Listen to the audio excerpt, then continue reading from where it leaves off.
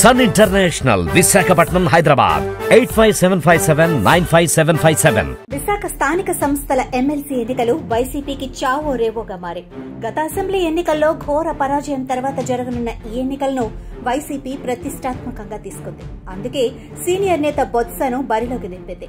అయితే పరిస్థితులు వైసీపీకి ఏ మాత్రం సానుకూలంగా కనిపించడం లేదు.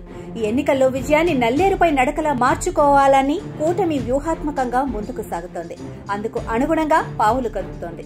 వాస్తవంగా చూస్తే ఉమ్మడి విశాఖ జిల్లా స్థానిక సంస్థలలో వైసీపీకి పూర్తి ఆధిక్యత ఉంది. అయితే వైసీపీకి ఆధిక్యత ఉన్న Visakha greater municipality standing committee ఎన్నికలలో కూటమి విజయం సాధించింది. అనూహ్యంగా అక్కడ కొందరు కార్పొరేటర్లు జనసేనలో చేరి వైసీపీకి జలకిచ్చారు. ఇప్పుడు వైసీపీకి పూర్తి బలం ఉన్నప్పటికీ విశాఖ స్థానిక సంస్థల ఎమ్మెల్సీ ఎన్నికలలో ఆ పార్టీ ఖచ్చితంగా గెలుస్తుందని చెప్పడానికి వీలులేని పరిస్థితులున్నాయి. కూటమి పార్టీలు ప్రణాళికాబద్దంగా వ్యవహరిస్తూ వైసీపీ బలాన్ని చీలుస్తున్నాయి.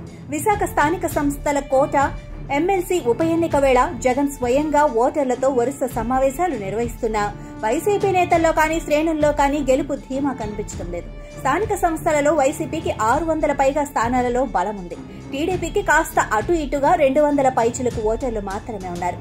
మామూలుగా అయితే ఈ ఉప ఎన్నికలలో వైసీపీ విజయం సునాయాసమే కావాలి. ఎందుకంటే వైసీపీ తెలుగుదేశం పార్టీల మధ్య 387 ఓట్ల తేడా ఉంది. అయితే వైసీపీ బలం రోజు రోజుకు తగ్గిపోతున్న పరిస్థితి ప్రస్ఫుటంగా కనిపిస్తోంది.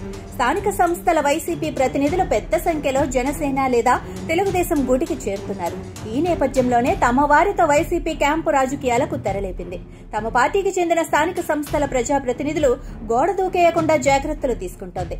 పెద్ద ఎత్తున ప్రలోభాలకు గురి చేసి క్యాంపులకు తరలిస్తోంది. అయితే ఇప్పటికే పలువురు కూటమి పార్టీల వైపు దూకేయడంతో మిగిలిన వారినైనా కాపాడుకోవాలని వైసీపీ గట్టిగా ప్రయత్నిస్తోంది.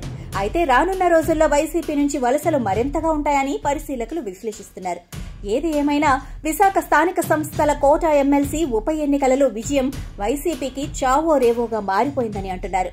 ఈ ఉప ఎన్నికలలో వైసీపీ పరాజయం పాలైతే ఆ పార్టీ ఉనికి ప్రశ్నార్థకంగా మారటం ఖాయమని పరిశీలకులు విశ్లేషిస్తున్నారు.